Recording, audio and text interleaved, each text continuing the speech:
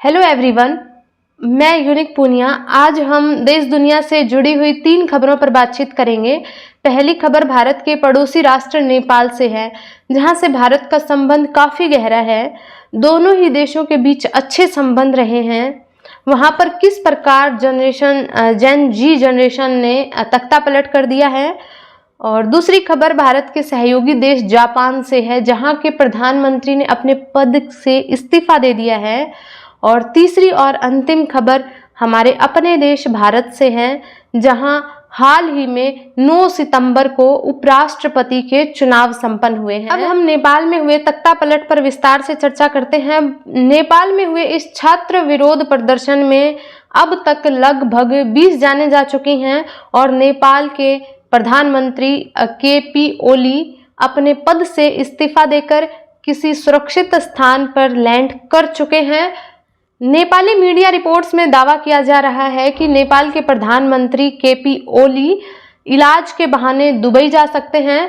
KP ओली के साथ साथ अन्य 10 मंत्रियों ने भी इस्तीफा दिया है, जिसमें नेपाल सरकार के गृह मंत्री, स्वास्थ्य मंत्री और कृषि मंत्री शामिल हैं। प्रदर्शनकारियों ने नेपाल के राष्ट्रपति, प्रधानमंत्री व अन्य मंत्रियों के घरों को जला दिया है। प्रदर्शनकारियों ने नेपाली संसद पर भी धावा बोल दिया है व संसद भवन को भी आग लगा दी है।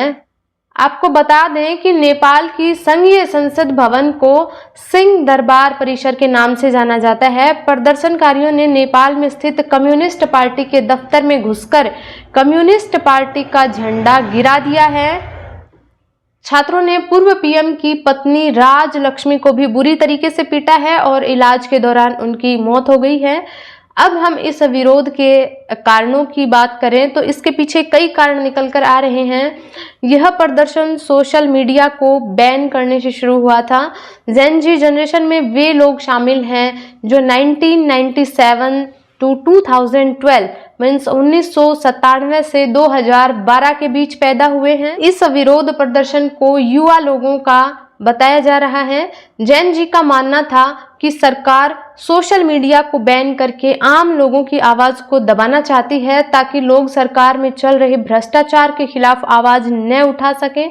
सरकार को भी यही लगा था कि सब कुछ सोशल मीडिया के बैन करने से शुरू हुआ है, परंतु लोगों का गुस्सा अब सरकार में पूरे फैले भ्रष्टाचार के खिलाफ भड़क चुका था। लोगों का कहना है कि वहाँ के नेता व उनके बच्चे अपनी लग्जूरियस लाइफ जीते हैं, जबकि वहाँ की आम नागरिकों के हाथ और जेब दोनों ही खाली हैं और इस कारण हर जगह नेपो किड्स हैशटैग ट्रेंड करने लग जाता है।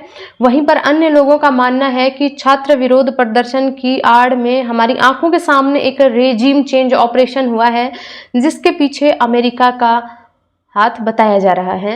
नेपाल की स्ट्रेटेजिक लोकेशन उसे इतना सामरिक महत्व का बना देती है क्योंकि यह भारत और चीन 2 शक्तिशाली देशों के बीच बफर राष्ट्र के रूप में माना जा रहा है कि नेपाल सरकार नेपाल में स्थित चीन एम्बेसी से संचालित होती थी, जो अमेरिका को रास नहीं आई। तभी सरकार ने केवल अमेरिकी मीडिया प्लेटफॉर्म को ही बैन किया, चाइनीज़ प्लेटफॉर्म जैसे टिकटॉक को बैन नहीं किया गया। अर्थात हम यूँ कह सकते हैं कि नेपाल की सरकार चीन के प्रभाव में आ चुकी थी, जो अमेरिका को रास नहीं आया। जो भी देश अमेरिका के हित में कार्य नहीं करता है, अमेरिका उस देश का यही हाल करता है। वह साउथ एशिया के देश श्रीलंका, बांग्लादेश व पाकिस्तान में इमरान खान की सरकार के साथ ऐसा कर चुका है।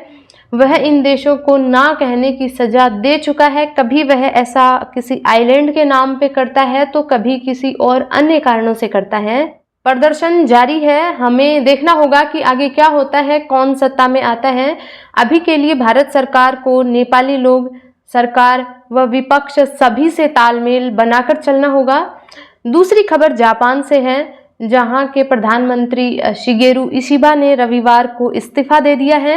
इशिबा ने यह कदम सत्तारूढ़ लिबरल डेमोक्रेटिक पार्टी के भीतर विभाजन से बचने के लिए उठाया है।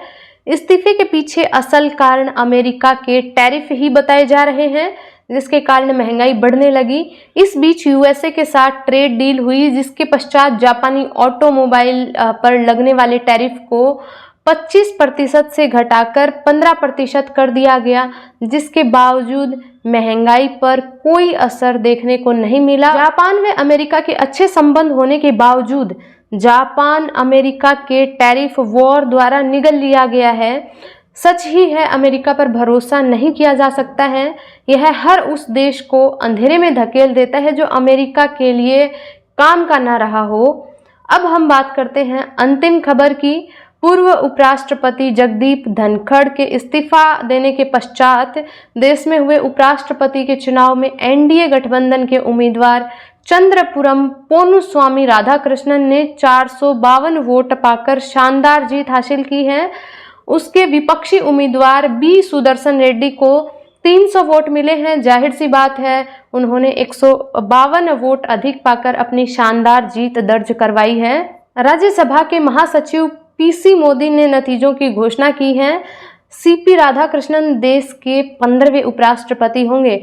आपको बता दें कि देश के उपराष्ट्रपति चुनाव भारतीय निर्वाचन आयोग द्वारा संपन्न करवाए जाते हैं। चुनाव में संसद के दोनों सदन, राज्यसभा और लोकसभा के निर्वाचित और मनोनीत दोनों प्रकार के सदस्य भाग लेते हैं। उपराष्ट्रपति राज्यसभा का पदेन सभापति होता है, परंतु वह किसी भी सदन या किसी भी राज्य के विधानमंडल के किसी भी सदन का सदस्य नहीं होता है। हमारी चर्चा यहीं तक रहेगी। मिलते हैं किसी और समाचार के साथ। तब तक सीखते रहिए और आगे बढ़ते रहिए। Thank you.